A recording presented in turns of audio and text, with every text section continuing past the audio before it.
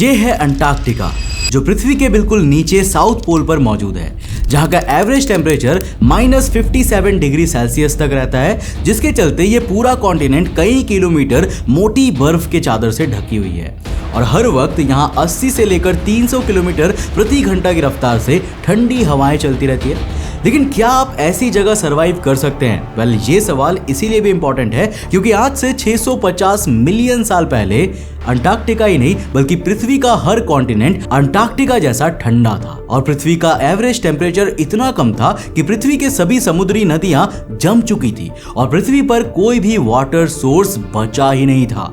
जिस इवेंट को वैज्ञानिकों ने स्नोबॉल अर्थ नाम दिया था, पर आखिर पृथ्वी पर उस समय ऐसा क्या हुआ था जिसने पृथ्वी को एक नीली गेंद से एक स्नोबॉल अर्थ में बदल दिया और आखिर हमें इस इवेंट के बारे में कैसे पता चला? वेल सो हेलो गाइस, मैं हूं कौशिक और चलिए जानते हैं आज के इस नए एपिसोड में।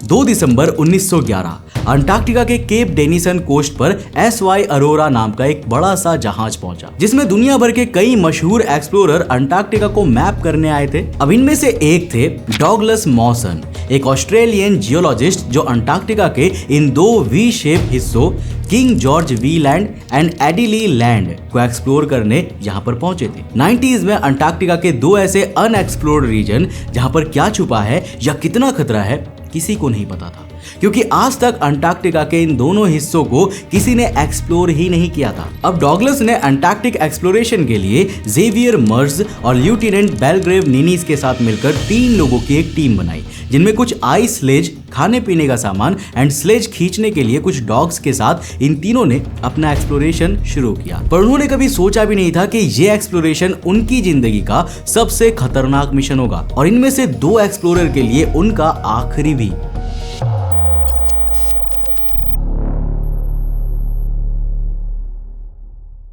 तो दोस्तों 10 नवंबर 1912 को डॉगलस और उनके साथियों ने किंग जॉर्ज वी लैंड की ओर अपना सफर शुरू किया और 5 हफ्ते इन्होंने इसी तरह सफर करते हुए अंटार्कटिका की 80 किलोमीटर से 320 किलोमीटर प्रति घंटा रफ्तार से चलने वाली तेज और हड्डियों को जमा देने वाली ठंडी हवाओं के बीच किंग जॉर्ज वी लैंड को मैप किया। और अभी तक ना सब खुश थे क्योंकि जैसा सोचा जा रहा था सब कुछ प्लान के मुताबिक ही चल रहा था, लेकिन अचानक कुछ अजीब हुआ। जब ये तीनों स्लेज पर बैठे हुए अपने डॉग्स के साथ आगे बढ़ रहे थे, तभी वजन के कारण बर्फ की बहुत बड़ी परत उनके नीचे से टूट गई और ग्लेशियर में एक बड़ी सी ऑलमोस्ट 50 मीटर्स गहरी खाई ओपन हो गई, जिसे साइंटिफिक टर्म में क्रेवेस कहा जाता है। अब इससे पहले कि ये अपने आप को संभाल पाते, इनमें से एक एक्सप्लोरर लेफ्टिनेंट बेलग्रेव निनीस तेजी से उस दरार में अपनी स्लेज एंड उससे बंधे डॉग्स के साथ सीधा नीचे उस खाई में गिर गए।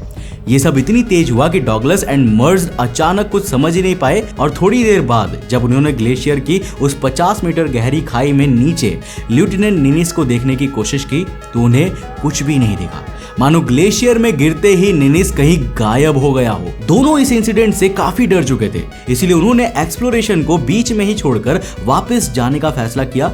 पर वो इस बात से अनजान थे कि ये सफर अब इससे भी ज्यादा मुश्किल और जानलेवा होने वाला है। तो इस समय तक डॉगलस एंड जेवियर अपने बेस कैंप से 100 किलोमीटर दूर थे। ऊपर से उनके पास ना ज्यादा खाना नहीं बचा था, क्योंकि खाना और पूरे टेंट का सामान दोनों ही लेफ्टिनेंट निनीस के साथ ग्लेशियर में समा चुका था।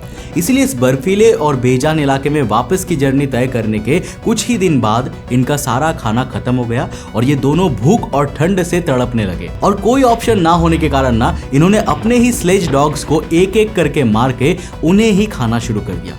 इनके पास खाने की इतनी कमी थी कि ये उन कुत्तों की हड्डियों तक को पीसकर उन्हें पानी में खौलाकर पीने लगे थे। अब कुछ दिन के सफर में खाने पीने की कमी और एक्सट्रीम ठंड से इन दोनों की हालत इतनी खराब हो चुकी थी कि इनका शरीर पीला पड़ चुका था, बाल झड़ चुके थे, नाखून टूटकर अपने आप गिरने लगे थे। लेकिन मुसीबत ने इनका साथ अभी भी नहीं छोड़ा और अब एक और अजीब घटना हुई। अचानक ही जेवियर मर्ज पागलों जैसी हरकत करने लगा, अपने ही हाथों पैरों को चबाने लगा, यहाँ तक कि अपनी उंगली को तोड़कर खा गया। डॉगलस जेवियर के ऐसी हालत को देखकर काफी ज्यादा डर चुके थे। उनके बीच हाथापाई भी शुरू हो गई और बाद में जेवियर ने डॉगलस के साथ वापस जाने से भी मना कर दिया, मानो अब वो इस सफर में पूरी तरह दम तोड़ चुका था। जेवियर अपने स्लीपिंग बैग में जाकर लेट गया और डॉगलस के कई बार कहने के बाद भी वो बाहर नहीं निकला। डॉगलस कुछ समय उसके पास वहीं रुके जहां उसने देखा कि थोड़ी ही देर बाद जेवियर तड़पता हुआ कोमा में चला गया और 8 जनवरी 1913 को उसकी जान चली गई। लेकिन डॉगलस ने अभी भी अपनी हिम्मत नहीं छोड़ी। अभी भी वापस कैंप तक का सफर करीब 160 किलोमीटर लंबा था। डॉगलस ने हर मुसीबत को पार करते हुए अकेले इस सफर को पूरा किया, पर डॉगलस की बुरी किस्मत ने अभी भी उनका साथ नहीं छोड़ा, क्योंकि जब वो बेस कैंप पहुंचे उससे कुछ घंटे पहले ही शिप SY अरोरा वहां से वापस ऑस्ट्रेलिया निकल चुकी थी और अब डॉगलस के पास इस बर्फीले दुनिया को छोड़कर वापस जाने का कोई भी रास्ता नहीं था। इसीलिए ना चाहते हुए भी डॉगलस को एक और साल इस पूरे बर्फीले अंटार्कटिका में बिताना पड़ा और नेक्स्ट ईयर दिसंबर 1913 को अंटार्कटिका पहुंची एक शिप से वो वापस ऑस्ट्रेलिया आए।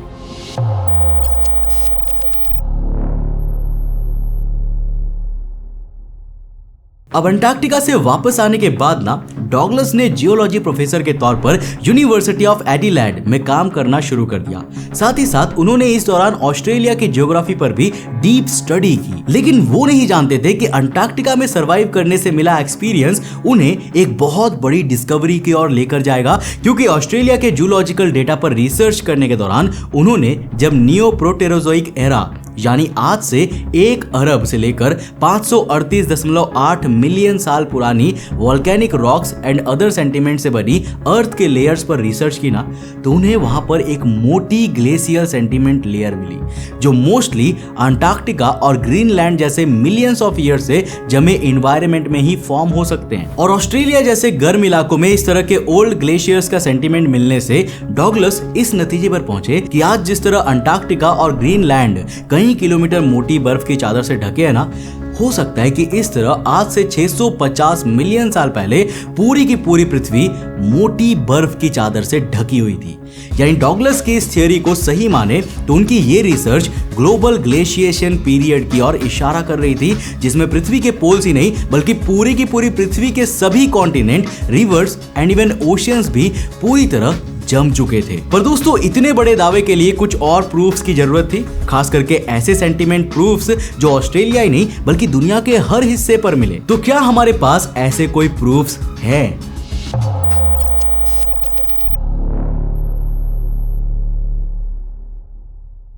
इस थियरी की रियलिटी जानने के लिए दुनिया भर के वैज्ञानिकों ने टाइम टू टाइम नियोप्रोटेरोजोइक एरा में बनी लेयर्स की जांच की, जहां साल 2007 के दौरान इन्हें एक खासा लेयर मिला, एक ऐसी लेयर जिसने डॉगलस की ग्लोबल ग्लेशिएशन थियरी को ऑलमोस्ट प्रूव कर दिया। इस लेयर का नाम था टीलाइट्स। आज से ऑलमोस्ट 650 साल पहले शुरू हुई इस ग्लोबल ग्लेशिएशन के कई प्रूफ हमें अलग अलग कॉन्टिनेंट पर मौजूद नियोप्रोटेरोजोइक एरा के टीलाइट्स लेयर से मिलते हैं। फॉर एग्जांपल, जैसा कि आप इन पिक्चर्स में देख रहे हैं कि जमीन के इतने नीचे इस चट्टानी लेयर में एक भारी भरकम स्टोन काफी नीचे तक धंसा हुआ है, मानो ये लेयर पहले एक मड हो, एक कीचड़ की तरह। अब इस तरह की फॉर्मेशन को ड्रॉप स्टोन कहा जाता है, जो ज्यादातर हमें मरीन सेडिमेंट यानी कि समुद्र में देखने को मिलते हैं। लेकिन इस तरह की लेयर को पूरी पृथ्वी पर एक ही टाइम पीरियड पर होना ग्लोबल ग्लेशिएशन को दर्शाता है, क्योंकि जब पूरी पृथ्वी बर्फ से ढकी थी और समय बदलने के साथ साथ पृथ्वी गर्म हुई तो धीरे धीरे बर्फ पिघलने लगे, जिसके बाद बर्फ पर मौजूद भारी भरकम चट्टानी पत्थर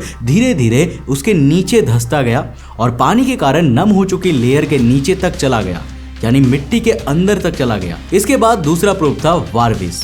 वारविस एक तरह के खास तरह का सेडिमेंट लेयर पैटर्न होता है, जैसा कि आप इन पिक्चर्स में देख रहे हैं। इनकी फॉर्मेशन ज्यादातर ग्लेशियर वाटर के पिघलने पर उनके नीचे पिघले वाटर की हायर टेम्परेचर पर मूवमेंट से होता है। और तीसरा प्रूफ था ग्लेशियल स्ट्राइएशंस। देखो, इस तरह के पैटर्न्स नदियों के किनारे या फिर अर्थ पोल्स के बर्फीले रीजन में ग्लेशियर के पास तो देखे जाते हैं, क्योंकि इनका फॉर्मेशन ज्यादातर पानी के लगातार बहने पर ही होता है। इसीलिए हमें न्यू प्रोटेरोजोइक एरा के इन लेयर्स में स्ट्राइएशंस का मिलना ये प्रूव करता है कि पोल्स पर जमने वाली बर्फ इक्वेटर तक भी फैली थी और बाद में पृथ्वी के गर्म होने पर ग्लेशियर के पिघलने से इन्होंने इन पैटर्न्स को बनाया था।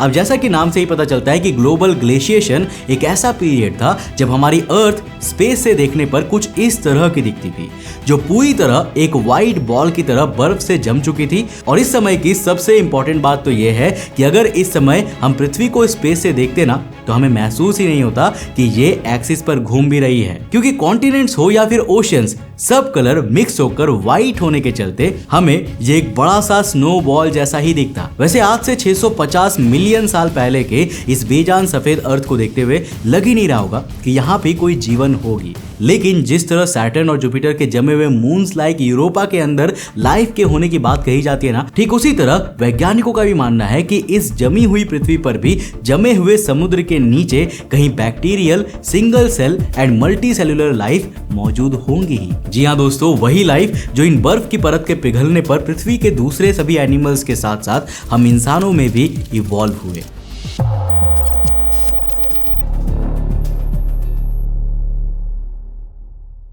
तो दोस्तों अब आखिर में सवाल यह आता है ना कि आखिर अर्थ पर यह स्नोबॉल इफेक्ट हुआ ही क्यों?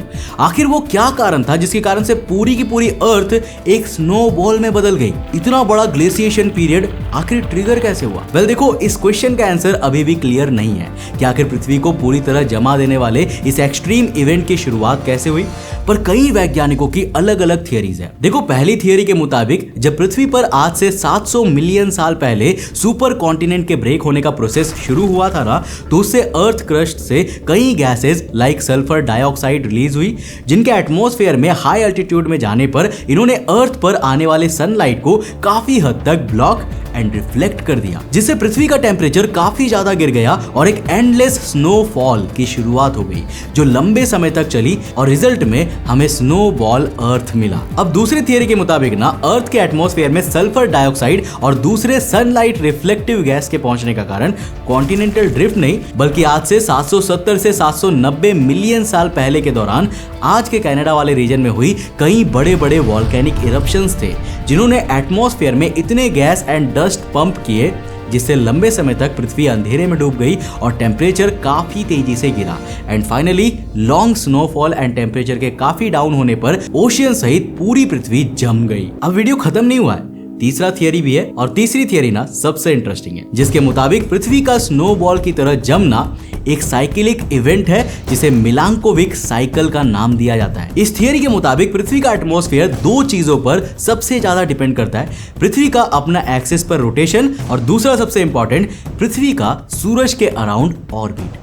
अब दोस्तों, जैसा कि हम जानते हैं कि पृथ्वी अपने ऑर्बिट में सूरज के सबसे क्लोज यानी कि प्रीहीलियन पॉइंट से होकर सबसे फार्देस्ट पॉइंट एफिलियन के बीच ऑर्बिट करती रहती है, जिससे पृथ्वी पर लगातार सीजनल चेंजेस भी होते रहते हैं। पर एस्ट्रोनॉमर मिलुटिन मिलांकोविक के मुताबिक हर 1 लाख साल में पृथ्वी इसी तरह की एक साइकिल से होकर गुजरती है, जिसमें सोलर सिस्टम के अंदर objects like Saturn and Jupiter की ग्रेविटी के इफेक्ट के कारण पृथ्वी एक समय पर इन 1 लाख सालों में सूरज के सबसे दूर हो जाती है। और मिलांकोविक के मुताबिक यही वो समय होता है जब पृथ्वी एक्सट्रीमली कोल्ड हो जाती है एंड यहाँ एक आइस एज की शुरुआत हो जाती है। एक ऐसी आइस एज जिसमें पृथ्वी पर मौजूद हर एक कॉन्टिनेंट से लेकर हर ओशियन और वाटर सोर्स पूरी तरह जम जाते हैं, यानी इस समय ये नीली पृथ्वी एक व्हाइट बॉल बन जाती है।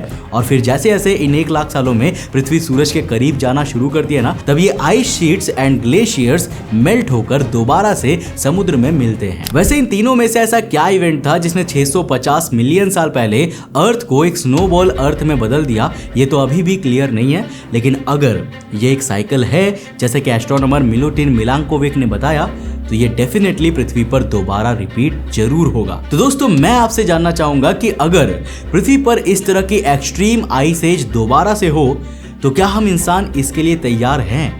आप अपना जवाब नीचे कमेंट सेक्शन में लिखकर जरूर बताना। वैसे दोस्तों, इस वीडियो में काफी ज्यादा डीप रिसर्च लगा है, तो अगर आपको ये वीडियो पसंद आया ना, तो लाइक में कंजूसी मत करना, इस वीडियो को लाइक करो और अपने दोस्तों के साथ शेयर करो, ताकि हमें मोटिवेशन मिले आपके लिए और इंटरेस्टिंग वीडियोस बनाने में। अगर आप नए हो इस चैनल पे, तो इस चैनल को सब्सक्राइब करने के साथ साथ नोटिफिकेशन बेल ऑन कर देना। अब अगर आपको ये वीडियो पसंद आई है ना, तो आपको ये वाली वीडियो भी डेफिनेटली पसंद आएगी, जिसमें हमने बात किया है ग्रीनलैंड में मिले एक ऐसे माउंटेन के बारे में जो पूरी तरह आयरन से बना था और बहुत ज्यादा खास था। लेकिन इस माउंटेन से जुड़ी एक ऐसी कहानी है जो आपके रूह कपा देगी।